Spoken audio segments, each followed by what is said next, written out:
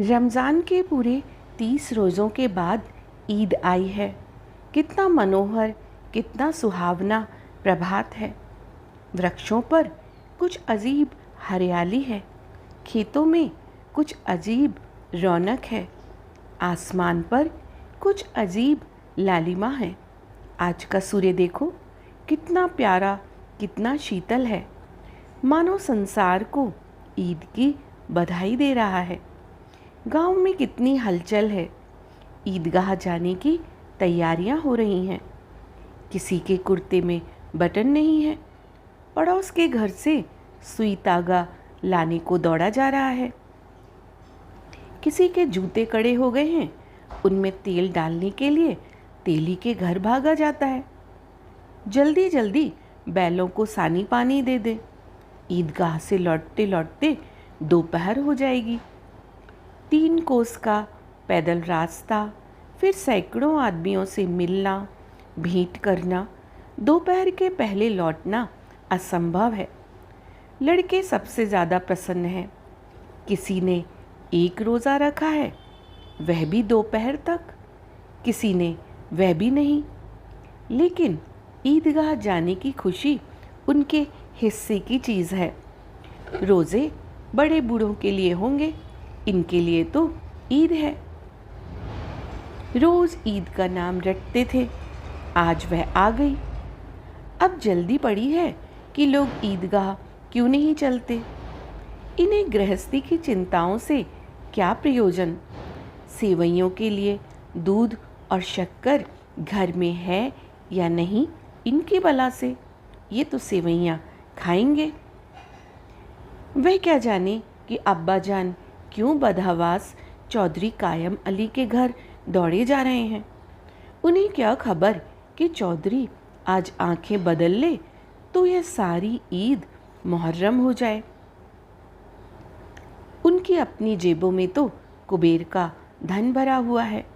बार बार जेब से अपना खजाना निकाल कर गिनते हैं और खुश होकर फिर रख लेते हैं। महमूद गिनता है, 1, 2, 10, 12। उसके पास 12 पैसे हैं। मोहसिन के पास 1, 2, 3, 8, 9, 15 पैसे हैं। इन्हीं अनगिनती पैसों में अनगिनती चीज़ें लाएंगे, खिलौने, मिठाइयाँ, बिगुल, गेंद और जाने क्या क्या। और सबसे ज़्यादा प्रसन्न है हामिद।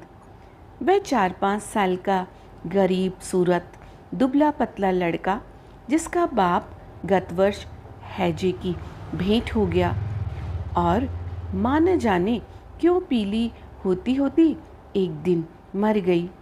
किसी को पता न चला क्या बीमारी है। कहती भी तो कौन सुनने वाला था। दिल पर जो बीतती थी वह दिल ही में सहती, और जब ना सहा गया तो संसार से विदा हो गई। अब हामिद अपनी बूढ़ी दादी अमीना की गोद में सोता है और उतना ही प्रसन्न है। उसके अब्बा जान रुपए कमाने गए हैं, बहुत सी थैलियाँ लेकर आएंगे। अम्मी जान अल्लाह मियाँ के घर से उसके लिए बड़ी अच्छी अच्छी चीज़ें लाने गई हैं, इसलिए हामिद प्रसन्न है। आशा तो बड़ी चीज़ है, और फिर बच्चों की आशा, उनकी कल्पना तो राई का पर्वत बना लेती है। हामिद के पाँव में जूते नहीं हैं, सिर पर एक पुरानी धुरानी टोपी जिसका गोटा काला पड़ गया है। फिर भी वह प्रसन्न है। जब उसके अब्बा जान थैलियाँ और अम्मी जान नियामतें लेकर आएंगी तो वह दिल के अरमान निकाल लेगा। तब देखेगा महमूद, मोहसिन, नूरे और समी कहाँ से उतने पैसे निकालेंगे। अभागी अमीना अपनी कोठरी में बैठी रो रही है। आज ईद का दिन और उसके घर में दाना नहीं। आज आबिद होता तो क्या इसी तरह ईद आती और चली जाती। इस अंधकार और निराशा में वह डूबी जा रही है। किसने बुलाया था इस निगूढ़ी ईद को। इस घर में उसका काम नहीं, लेकिन हामिद, उसे किसी के मरने जीने से क्या मतलब। उसके अंदर प्रकाश है, बाहर आशा। विपत्ति अपना सारा दलबल लेकर आए, हामिद की आनंद भरी चितवन उसको विध्वंस कर देगी। हामिद भीतर जाकर दादी से कहता है, तुम डरना नहीं अम्मा, मैं सबसे पहले जाऊंगा। बिल्कुल ना डरना। गांव से मेला चला और बच्चों के साथ हामिद भी जा रहा था। कभी सब के सब दौड़कर आगे निकल जाते, फिर किसी पेड़ के नीचे खड़े होकर साथ वालों का इंतज़ार करते। ये लोग क्यों इतना धीरे चल रहे हैं? हामिद के पैरों में तो जैसे पर लग गए हैं। वह कभी थक सकता है? शहर का दामन आ गया। सड़क के दोनों ओर अमीरों के बगीचे हैं। पक्की चार दीवारी बनी हुई है। पेड़ों में आम और लीचियां लगी हुई हैं। कभी कभी कोई लड़का कंकड़ उठाकर आम पर निशाना लगाता है। माली अंदर से गाली देता हुआ निकलता है। लड़के वहाँ से एक फल्लांग पर हैं, खूब हंस रहे हैं। माली को कैसे उल्लू बनाया है। अब बस्ती घनी होने लगी थी। ईदगाह जाने वालों की टोलियां नजर आने लगी। एक से एक भड़कीले वस्त्र पहने हुए, कोई इक्के तांगे पर सवार, कोई मोटर पर।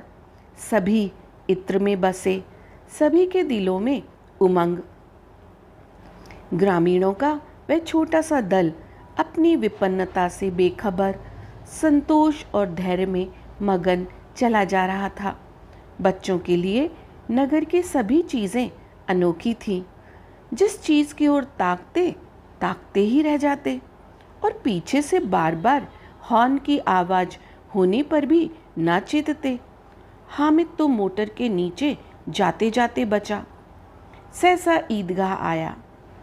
ऊपर इमली के घने वृक्षों की छाया है, नीचे पक्का फर्श है जिस पर जाजिम बिछा हुआ है, और रोज़ेदारों की पंक्तियाँ एक के पीछे एक ना जाने कहाँ तक चली गई हैं। पक्की जगत के नीचे तक, जहाँ जाजिम भी नहीं है। नए आने वाले आकर पीछे की कतार में खड़े हो जाते हैं। आगे जगह नहीं है। यहाँ कोई धन और पद नहीं देखता। इस्लाम की निगाह में सब बराबर हैं।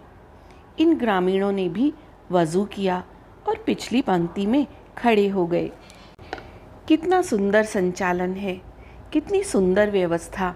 लाखों सिर एक साथ सिजदे में झुक जाते हैं, फिर सब के सब एक साथ खड़े हो जाते हैं, एक साथ झुकते हैं और एक साथ घुटनों के बल बैठ जाते हैं। कई बार यही क्रिया होती है, जैसे बिजली की लाखों पंक्तियाँ एक साथ प्रदीप्त हों और एक साथ बुझ जाएं, और यही क्रम चलता रहे।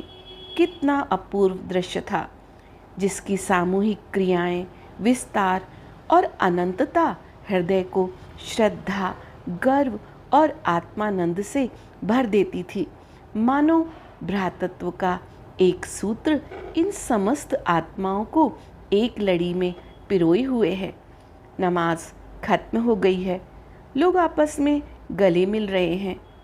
तब मिठाई और खिलौनों की दुकान पर ढावा होता है। ग्रामीणों का वह दल इस विषय में बालकों से कम उत्साही नहीं है। यह देखो, हिंडोला है, 1 पैसा देकर जाओ। कभी आसमान पर जाते हुए मालूम होंगे, कभी जमीन पर गिरते हुए। चरखी है, लकड़ी के हाथी, घोड़े, ऊंट छड़ों से लटके हुए हैं। 1 पैसा देकर जाओ और 25 चक्रों का मजा लो। महमूद और मोहसिन, नूरे और समी इन घोड़ों और ऊँटों पर बैठते हैं। हामिद दूर खड़ा है। 3 ही पैसे तो है उसके पास।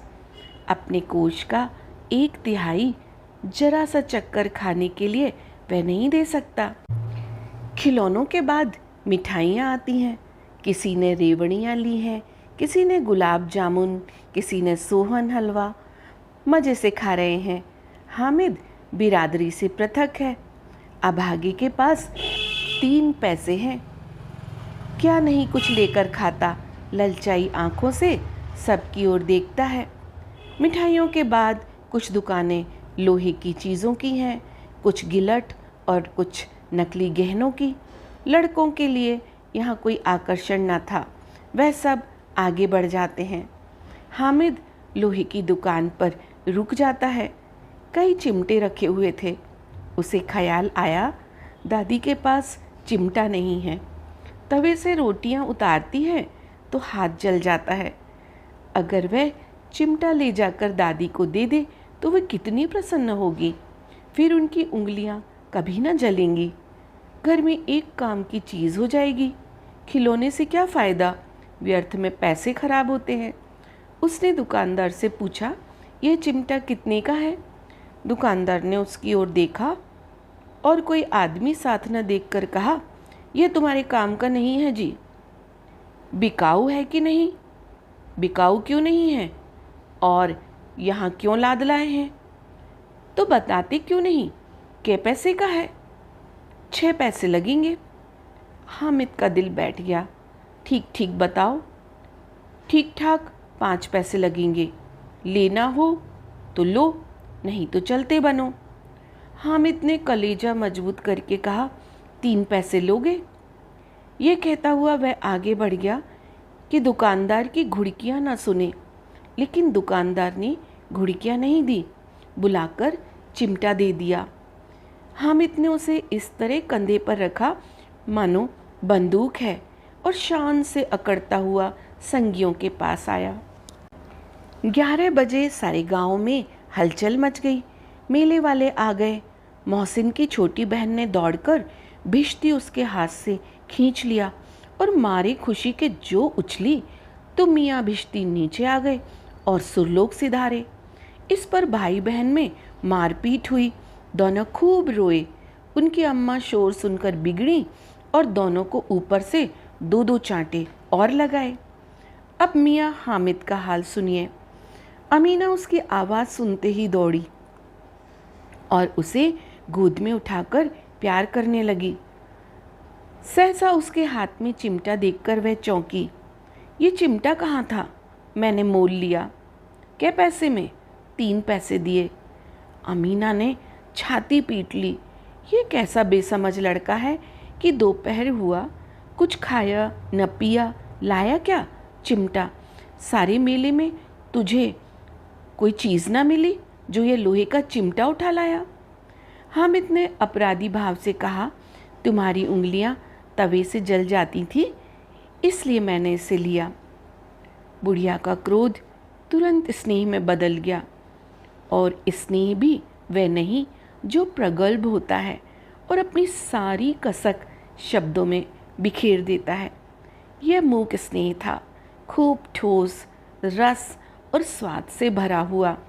बच्चों में कितना त्याग, कितना सद्भाव और कितना विवेक है। दूसरों को खिलौना लेते और मिठाई खाते देखकर इसका मन कितना ललचाया होगा। इतना जब्त इससे हुआ कैसे? वहाँ भी से अपनी बुढ़िया दादी की याद बनी रही। अमीना का मन गदगद हो गया। और अब एक बड़ी विचित्र बात हुई। हामिद के इस चिमटे से भी विचित्र। बच्चे हामिद ने बूढ़े हामिद का पार्ट खेला था। बुढ़िया अमीना बालिका अमीना बन गई।